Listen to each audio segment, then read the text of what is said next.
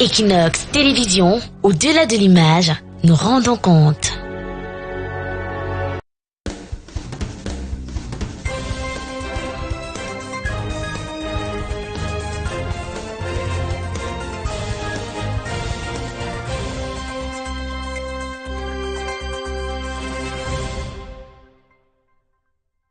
Hello everyone, welcome to The Inside. I am Babla Jonathan. Today we are examining public administration, or better still, public service in the southwest region of the Republic of Cameroon, in the light of the efforts that the Public Independent Conciliator for the region has been doing so far to improve on public administration.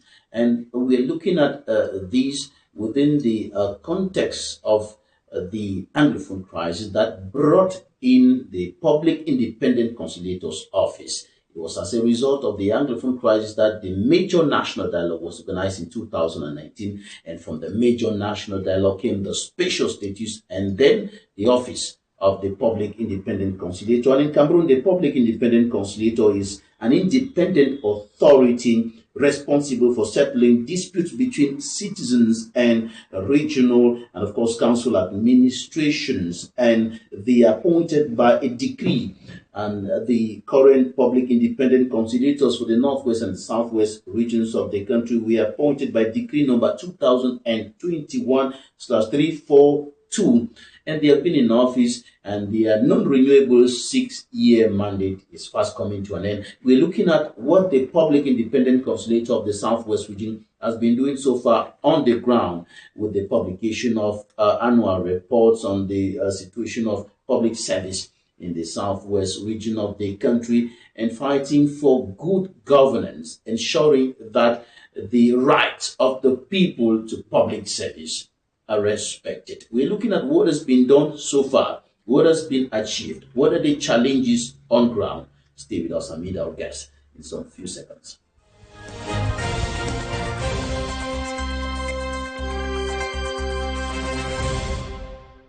Our guest today is Dorothy ATABONG MOTAZE. She's the Public Independent Conciliator for the Southwest region. You're welcome to the program. Thank you very much, Mr. Babila. Welcome to the Office of the Public Independent Conciliator Southwest and to the Southwest region as a whole. When the Office of the Public Independent Conciliator was created, there were a lot of people who were skeptical, who were like, this is not going to solve any problem. This is going to be a waste of state money. This is going to be another institution that will produce no result. Just take us through the missions, the assignments of the Public Independent Conciliator's Office. The main mandate of the Office of the Public Independent Conciliator is to resolve disputes amicably between service users. Service users are main users of the Regional Assembly of the Southwest region, the 2 city councils of Limbe and Kumba, and the 31 local councils, to look into the preoccupations, the worries of service users who go to these structures seeking service, and the services are not rendered as they are expected to ensure that persons who leave their homes and go to these structures seeking service are not discriminated against, that their rights are respected, to design measures that will improve on how these persons who go to these services are received, and to work in synergy with the municipal authorities to ensure that services delivery is improved, and also to ensure that those working in these structures fulfill their ethical obligations. Those are the 4 that we work on a daily basis with. But then we have the one that if 5 regional councillors or 5 parliamentarians think that there is something not working in any municipality in the Southwest region, if my attention is drawn, I go into the records and verify. That has never happened. And the last but not the least is that I send an annual report to the President of the Republic explaining to him the state of relationship between the population in the different municipalities and the municipal authorities. The state of relationship. That state of relationship, it's a way of trying to see how the municipal authorities or the regional assembly is working to the satisfaction of the population of the Southwest region. So the Office of the Public Independent Conciliator has done a lot to improve on what used to be the status quo to what it is now. Even if some municipal authorities don't like it, there has been a massive change because lots of people are already sensitized. A lot of awareness has been raised in the population on their rights as concerns that are going to the councils or the regional assembly. And so it is no longer like it used to be that people were in the dark. And this office, because the services are free of charge, I think the state or the population, the population has had confidence in us, which is why they can bring even complaints that do not fall within our competence. Even marital issues. Yes, and issues between parents and children and siblings. So we've been able to resolve that here. That's the confidence the population has on this office. We want to see through the lenses of the Public Independent Conciliator with your independence of observation, state public service, local public service in the Southwest region of the country. The local public service in the Southwest region that comprises the regional assembly and the 2 city councils and 31 local councils of the Southwest region is improving in its services delivery. It has transformed from what it used to be, and because of the work of the Office of the Public Independent Conciliator, through our numerous trips to the field, in the divisions, in the subdivisions, and working in synergy with the mayors and the different populations of the different municipalities in the Southwest region, there's been a lot of improvement. Services that hitherto used to be like a burden to the council are now being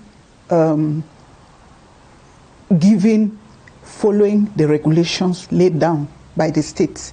So the state of the local public service in the Southwest region has greatly improved because of the impact of the Office of the Public Independent Conciliator, Southwest region. You will certainly tell us more about that, but take us back a little bit to tell us what it used to be, what it was before you came in 2021 as Public Independent Conciliator. As far as civil status registration was concerned, in most of the municipalities, the issuance of civil status documents, birth certificates, death certificates, marriage certificates were not given free of charge. But because of the emphasis that has been laid during our town hall meetings, quoting the text, the law that stipulates that civil status documents should be given free of charge, most council areas have adhered, and users of the collectivities have testified that they have been issued birth certificates for their children free of charge. We have encouraged the councils to work closely with the hospitals, so they get the delivery certificates straight, issue the birth certificates, and these are given. As far as town planning and urban development is concerned, we have enlightened the population on the percentage that has to be given for building permits, and the councils are doing this.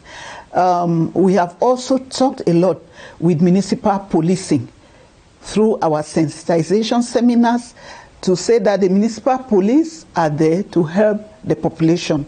And so we have called on them to use their goodwill, their humane nature in treating the market vendors, those who sell in the parks, whoever they come across with, gently, in the most amicable way, so that the population has built trust in the council, and they can testify, they can attest to the fact that things have changed. You know, when you ask me that how have things changed, I think it's the population that should give you these results. But based on my findings on the field, things have greatly improved in these aspects. Of course, we have the other aspects that is not peculiar to the Southwest region, the hygiene and sanitation situation of the region, which has improved tremendously in some municipalities. What are some of the major loopholes or flaws that you observed in your first report? That was in 2022. This office was created, like you have mentioned, in June 2021, and I took the oath of service on the 6th of July 2021, and we did not have any office space, but we were kind to be given some space somewhere in Boya. First, many people did not even know about the office, so the 2022 report was basically about our trying to settle down, even understand the missions, because you should know that this is a new office which was created, and we were not handed any documents. So we had to go into a lot of literature of what institutions elsewhere in the world carry out these activities, and this is basically what we did in the first year. We went out, we had a few complaints for those who heard about us on radio, and we resolved those complaints, but we had just like 10 complaints in 2021. So our 2022 report was not really as inclusive as what we have now, because of the lack of knowledge of the office by the population of the region. What was the nature of the complaints that you received at that time? You said you received about 10 complaints. What was the nature of the complaints? We had a complaint of somebody who had to make a borehole somewhere, and he was refused the position of the borehole. We had a complaint of non-payment disagreement between some mayors and the councillors, which we resolved to their satisfaction.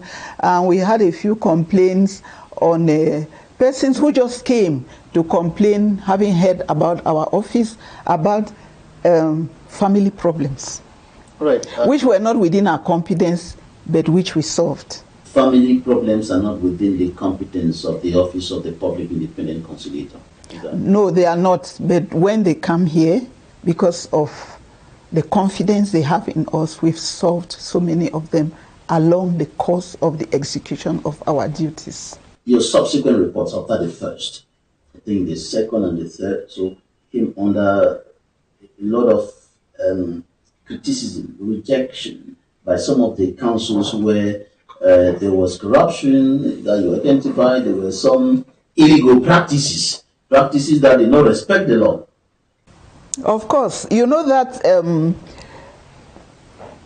people don't always like to be exposed, especially when they know they are doing the wrong thing.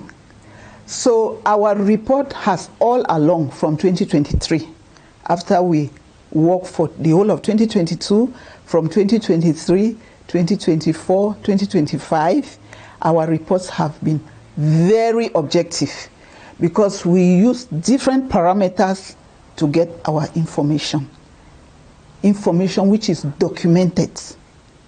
It's not a matter of imagining. Documented information that if the persons had the interest of coming here, will show proof. It's just that human nature does not like to take blame. But I want to draw your attention to the fact that, in spite of the fact that some of the municipal authorities complain about the reports, we met somewhere and one of them attested to the fact that,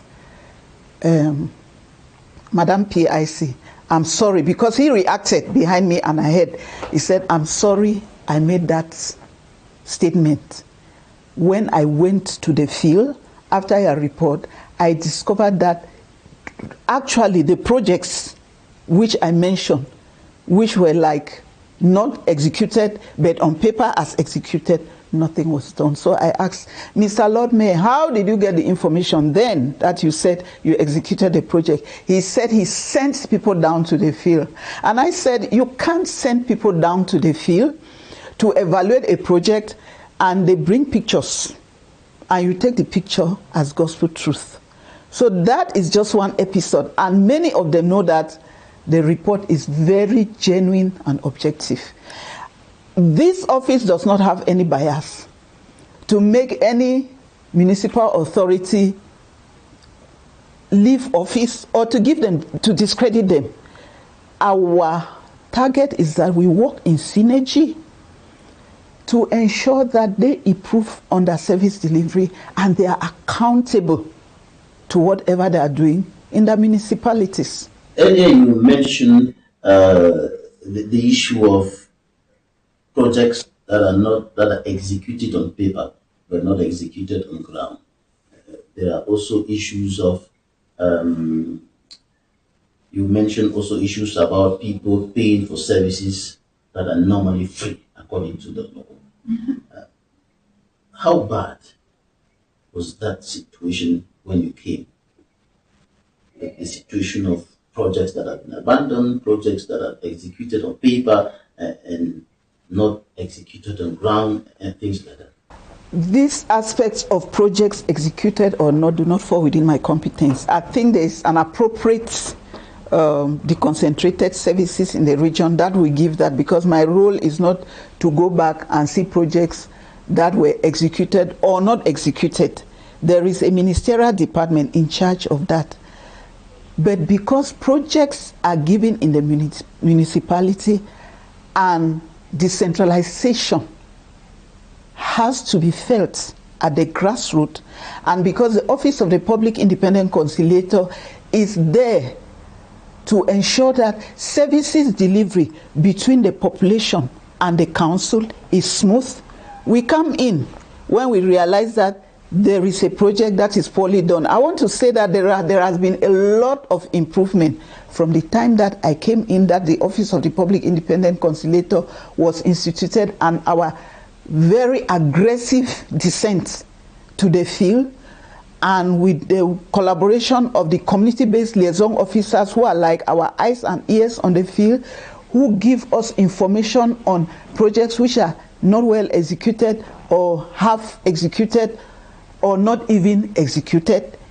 We bring in all this information and we inform the mayors in our end of year report. And I believe that the mayors read the reports. That is why they always have to decry that is not true. But let them come to the public and say, we did this report and it was quoted in the report of the Public Independent Conciliator as not being done. If I'm right, you've published 4 reports. Five reports. Mm-hmm. All right. The publication of those reports, which you said you sent to the presidency of the Republic, what can we say has been achieved through that action of publishing reports? When we send the report to the presidency, I send a copy to the Prime Minister, Head of Government, and the Minister of Decentralization, and the Governor of the region, who is a representative of the state. I believe that when I write my report and raise the challenges and the defiant or non-collaborative attitude of some mayors, and even give suggestions on if there is going to be an investiture on the mayors, certain considerations should be taken. I assume that it is not me to now inform the public what all these structures along the line are doing, but I think they are exploiting the reports. Considering the fact that the region is not very accessible everywhere, as we speak now, you cannot go to everywhere. I hope I'm right on that. Have you been to every part of the region?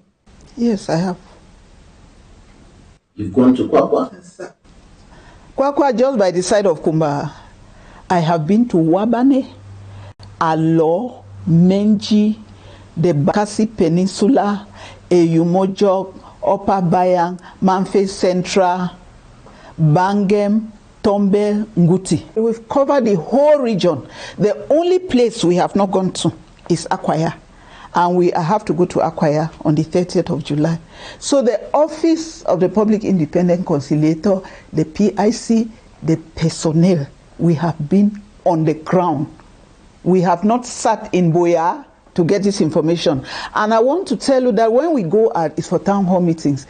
And I don't organize any town hall meeting in the absence of the mayor. And sometimes the senior divisional officers are there and the DOs of the municipality, if I'm going to a subdivision. The SDOs even accompany me sometimes, like when I went to Eyumojok. The SDO of Manu was there with me. So I want to say that when we go, it's a town hall meeting.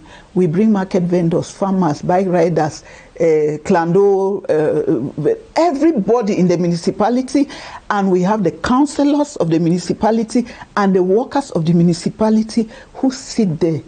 We create awareness about our office. We tell them, and in the exchanges, in the presence of the mayors, a lot of misunderstanding between the population and the municipality have been resolved, because the population did not even know that the mayors were doing some good work behind, because they are not being sensitized. And so in those town hall meetings, the mayors explain everything to the satisfaction of the population. How have you been navigating through the security challenges and the bad roads with areas that have no roads at all? Which area does not have road? Maybe the maritime. I mean good roads, motorable roads. Okay. Motorable roads. Okay. No, good roads, good motorable roads, because I went to Wabane. There is a road there. So what I'm saying is that there are areas that when we are going to, because of the security challenge, and I want to use this opportunity to thank the defense and security forces of the Southwest region, who have always been so collaborative with the Office of the Public Independent Conciliator when we are making our trips out of Boya. Whether we are going to Mundemba or Ekondo Titi or to the Bakassi Peninsula, we have always been accompanied by them. Whether we are going to Manfe, any area that we think that is not very safe, they have accompanied us in very secured vehicles, and even accompanying us to ensure that we hold our meetings well, we come out and we arrive Boya. So that is what I have always done. I work very closely with the defense and security forces. And then in areas that I don't need to go with them, we just go. Like when I went to Wabane or to Menji, the SDO gave me his word and we entered and came out. We were not born on third roads. I'm from the BLM, so where can I not go after having been trekking and walking on bad roads? Bad roads is not a problem. In the rainy season, we can try to evade some of those places because we don't want to get the vehicles to get stuck. But once it's dry season, we are off and we are on the ground. We have gone on one-on-one sensitization, my collaborators. And these reports that you mentioned that some of the mayors challenge, because not all the mayors, some really know that it is a truth. What we do is that we have questionnaires that we design. And when we are going out, my collaborators are accompanied by the community-based liaison officers. And because this office recruits personnel from the 6 divisions and they speak the dialect, so you go to your area of origin, so that if the community-based liaison officer is from that area, so can speak the local language and get the information we want. During our town hall meetings, during the exchanges, we gather information. You can be able to detect the state of relationship in a town hall meeting depending on the questions or the attack in the presence of the mayor and the presence of the DO or even the SDO office and myself, you can be able to determine the state of relationship. You can, right?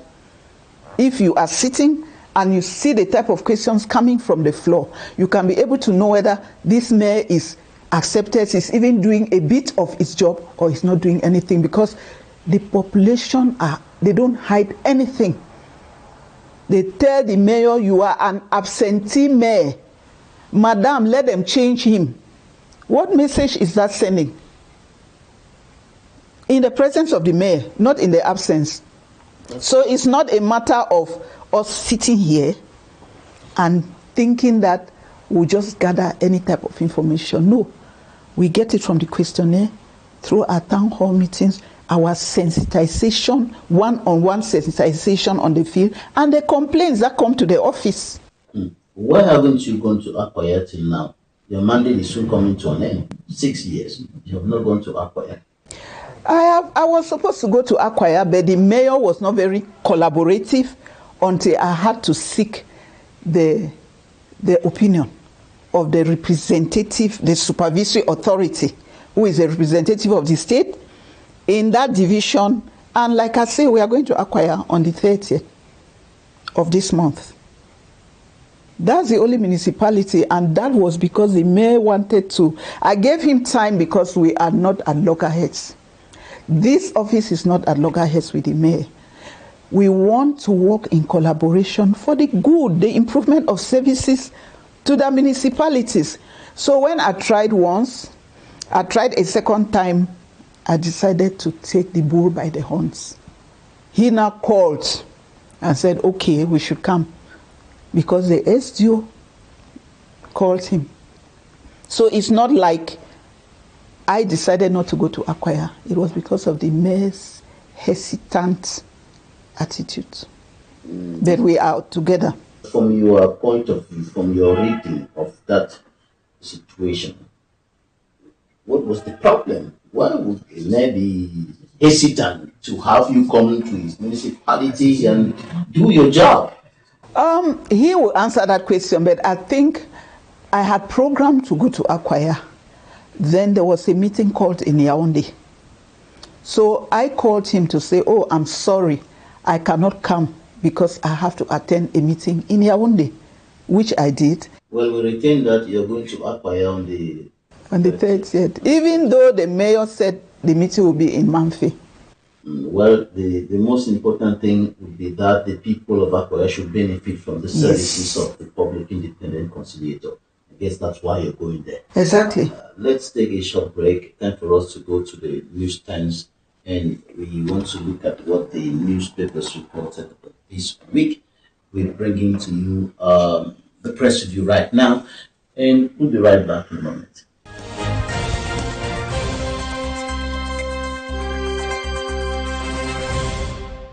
The Observer reports that residents of the Northwest Regional Capital Bamenda are in distress as basic services continue to dwindle.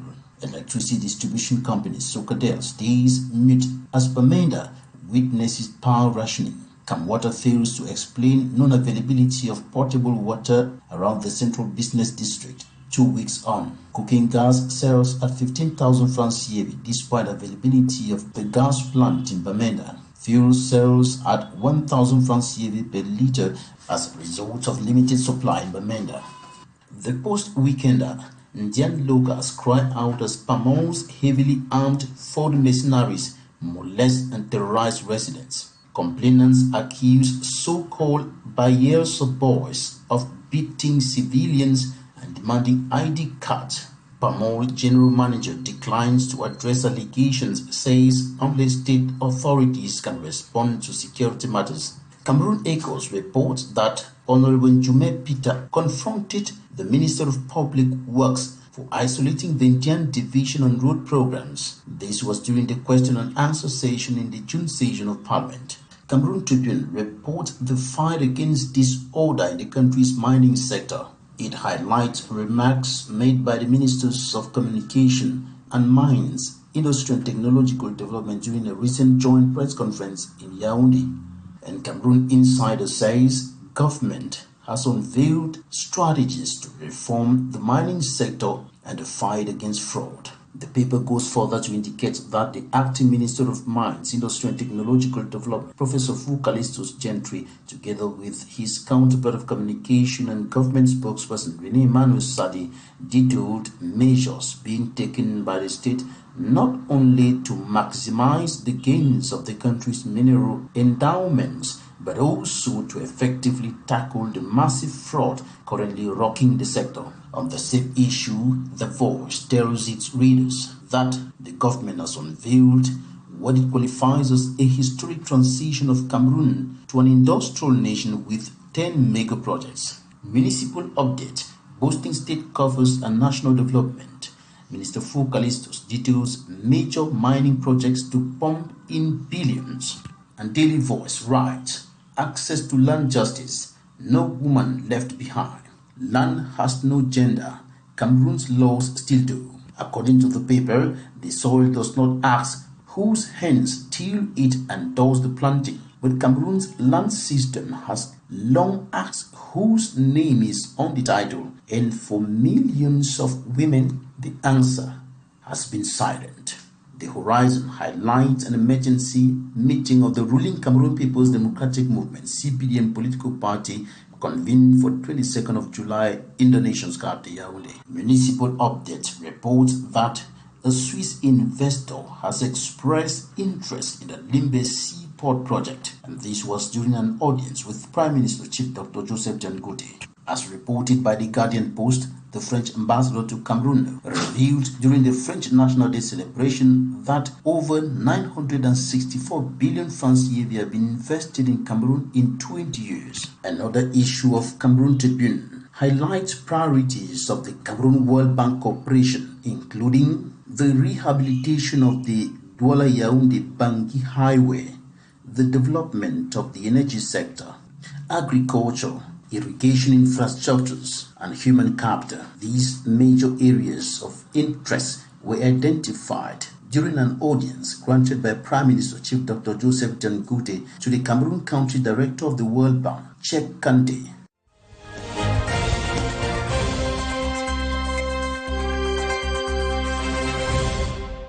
Thank you for staying with us. We are still with our guest, the Public Independent Conciliator for the Southwest region. Tell us, during your town hall meetings for the past years that you've been in office in the different parts of the region, what observation have you made with regards to the relationship between the councils or the municipal authorities and the population? What were some of the issues that was creating conflict, friction between the institution, the local institution, and the people? The preoccupying concern, from what I gathered in the town hall meetings, is the issue of civil status documents that are supposed to be free, and money is demanded. Even as late as 2025, some municipalities are still collecting money. It is not the mayor collecting, it is a civil status registrar. And or the secretary. If anybody in any municipality collects money, it's a mayor we are going to hold accountable. So that is the main worry. The second worry is the fact that contractors execute the contracts. The contracts are received by the incumbent mayors and they are not paid. And the predominant issue of hygiene and sanitation. The dirty markets, the dirty town streets, all that is worrying. But what I do is that I explain to them that when it concerns hygiene and sanitation,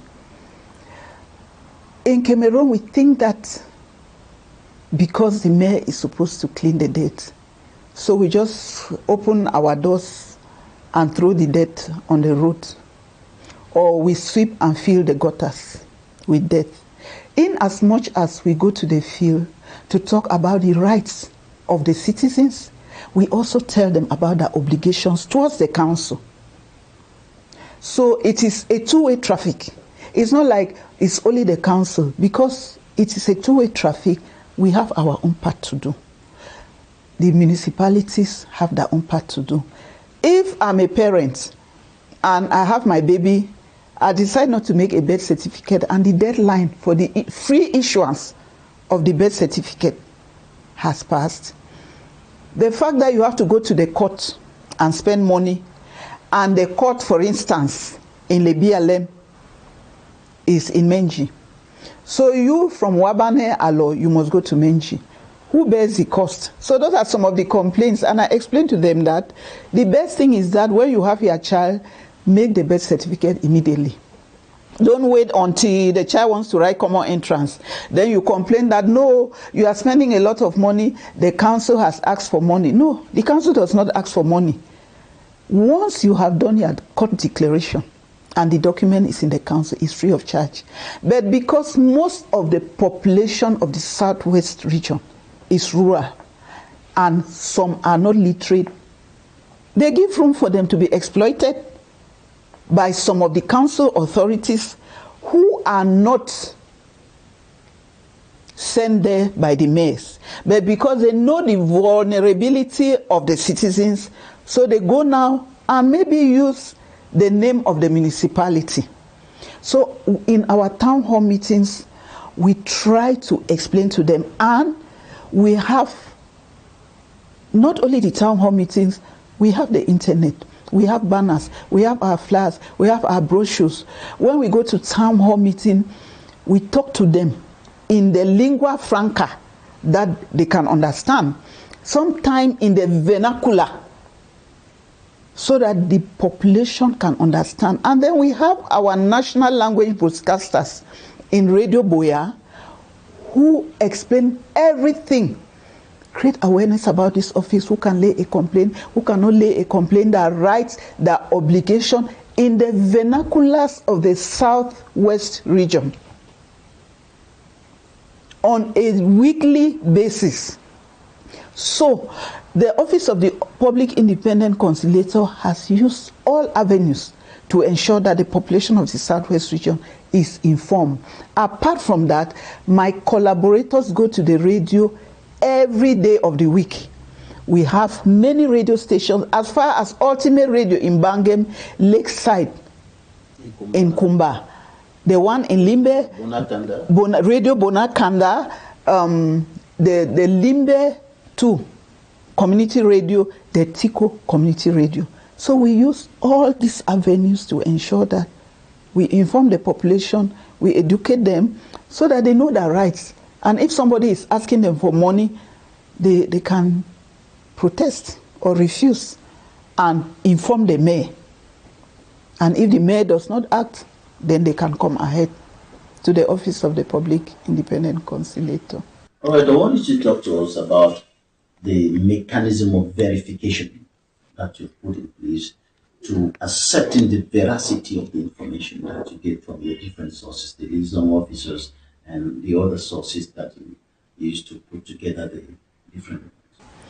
Yeah, we have an expert in the office who's, aside from carrying out his normal duties when it comes to questionnaires, we have a group of experts who work in the office to coin the questionnaires in a way that they are simple, straightforward.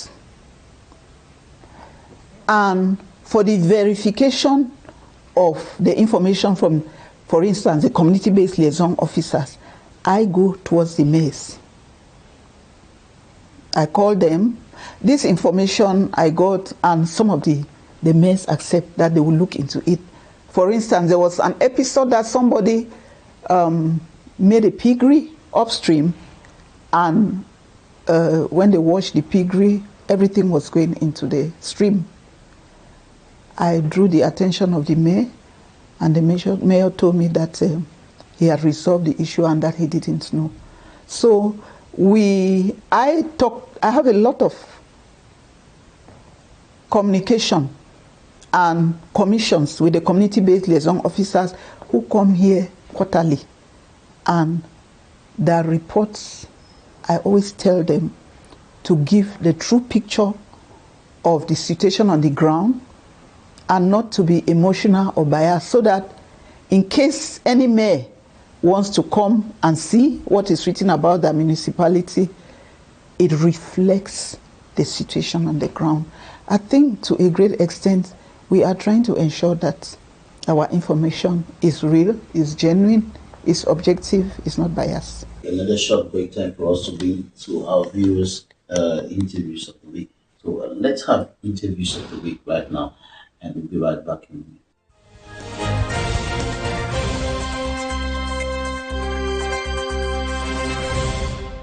The mining sector is today one of the most significant pillars of our economy. It therefore seems imperative to provide information on the strategic decisions taken in this area. In this regard, several projects have been launched. Among the most significant, we will mention the following, though this list is by no means exhaustive. The Bipindi Zambi iron ore mining project, undertaken by a company that is wholly Cameroonian owned. The Kwebilobe iron ore mining project, the Minimata industrial bauxite mining project in the Adamawa region, the Bizar and Yusud industrial marble mining project, the Kolomin gold mining project in the East region. Furthermore, during the year 2026, other projects such as the Malam iron ore mining project in the East region, that of Skuts and Bobayan in the South region, as well as the Guinea gold mining project in the east and that of Bibemi in the north, are in the process of being launched under the stewardship of the Ministry in charge of mines. I want to make this very clear. Cameroon currently holds approximately 1,500 kilograms of gold reserves. That is called gold reserves. It means that we have collected the gold and it is reserves of our country. These reserves are lodged with the Ministry of Finance. Only if part of these reserves go missing can one speak of the fact that Cameroon has lost gold. The discrepancy that we see between declarations and export identified by Litier does not constitute a loss of gold. It represents a significant loss of revenue in billions of CFA emanating from export and physical taxes. That's why the government, through its consultant, the Ministry of Mines, has implemented the restructuring plan by the minimum production threshold.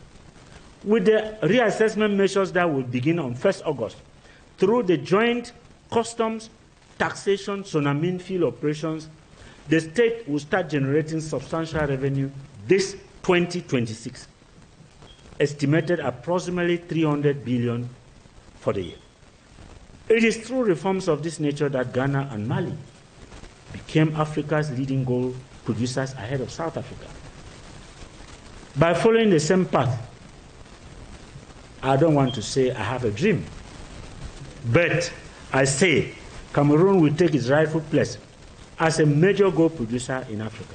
The problem is that operators take advantage of Cameroon's self-assessment tax system by declaring figures that are low and far removed from actual production. Consequently, the amounts collected fall well short of reflecting the true value of production. Since our current system will remain declared-based, the Ministry is proposing a rigorous calculation system based on a scientifically established minimum production level. Because duties and taxes are collected at the source rather than at exit points, if declarations are accurate and corresponding duties and taxes are properly calculated, there will be no discrepancy between what is declared in Cameroon and what is found in Dubai or elsewhere, given that 90% of gold is produced through semi-mechanized operations.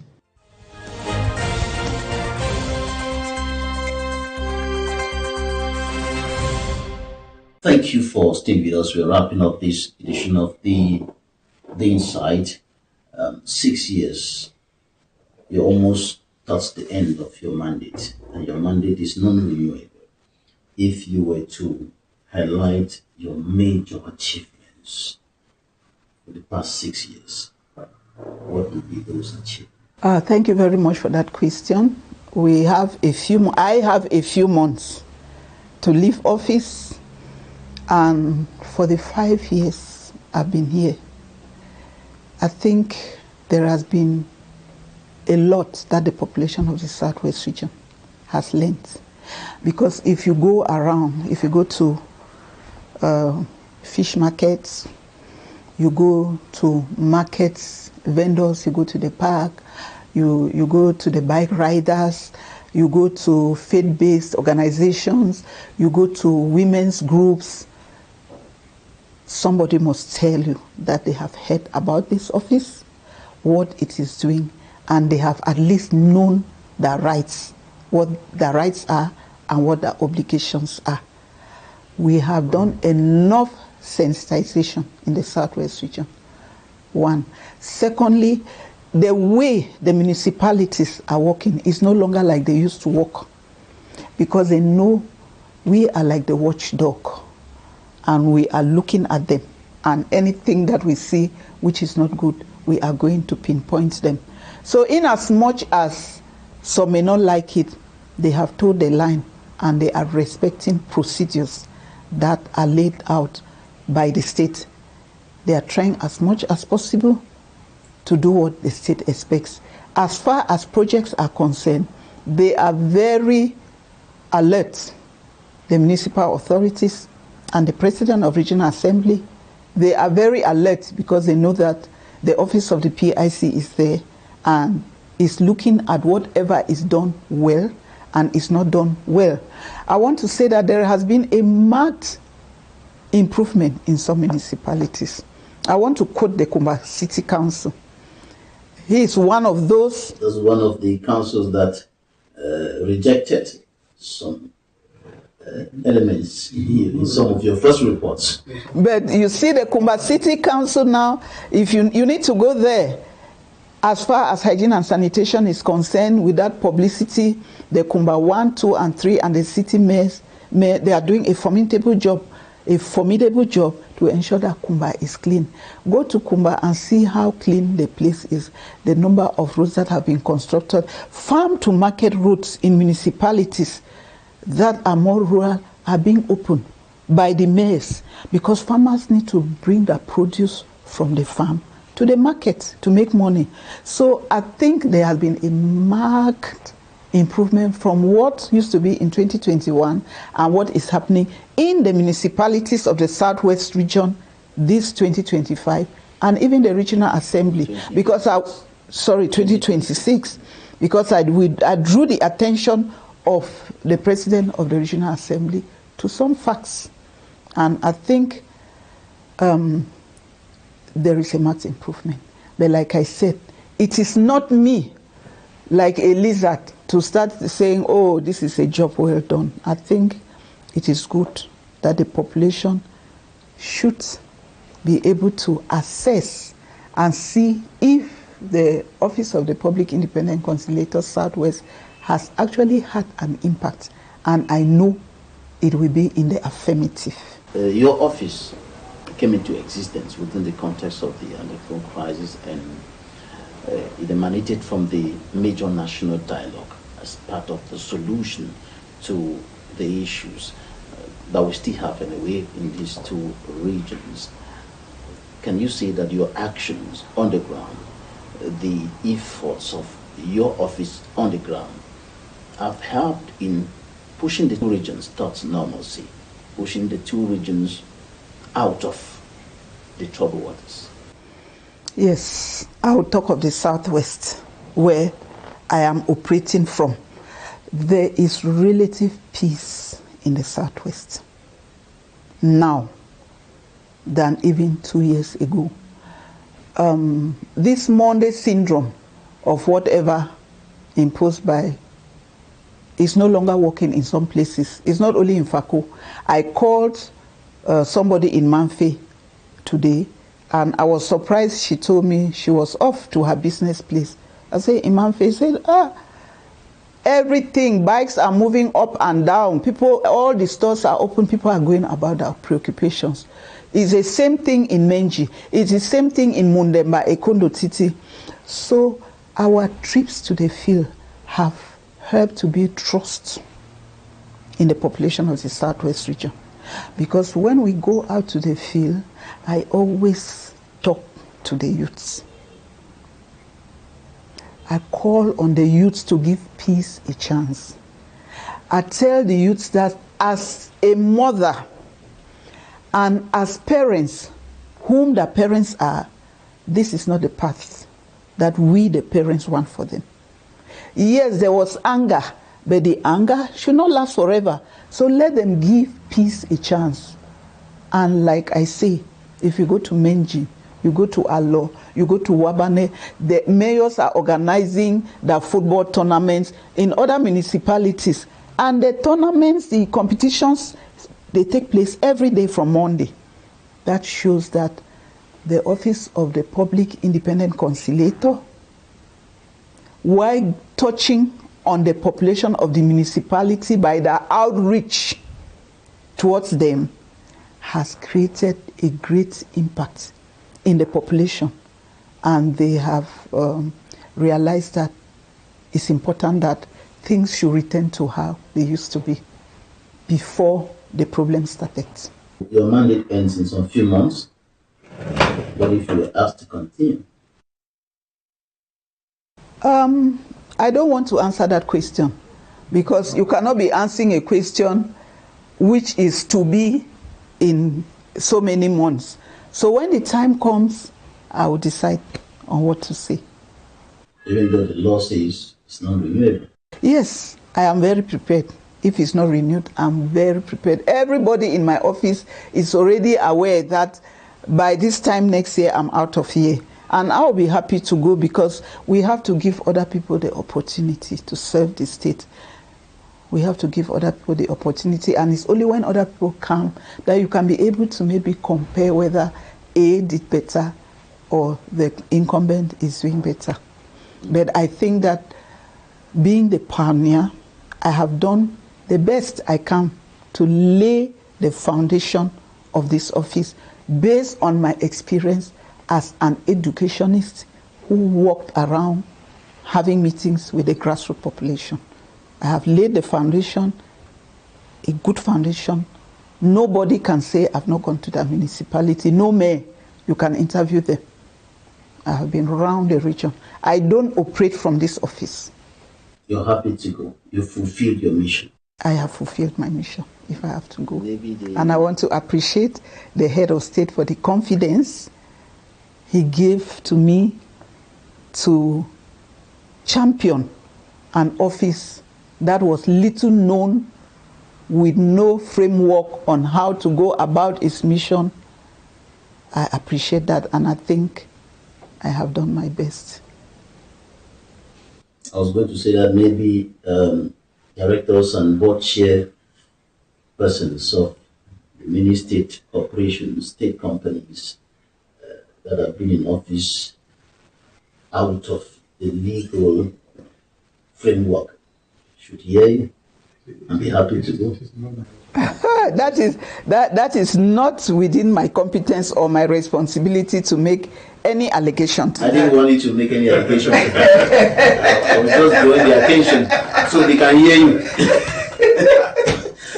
Ladies and gentlemen, thank you for staying with us. Thank you, ma'am, for your time. Thank you for the insights you shared with us today. Thank you very much, Mr. Babila. Thank you, Equinoxe. Thank you, Equinoxe viewers and all the viewers. Thank you for always giving visibility to the Office of the Public Independent Conciliator, a baby of the major national dialogue. Thank you so much. Thank you, ladies and gentlemen, for staying with us. That's it for today. God bless Cameroon.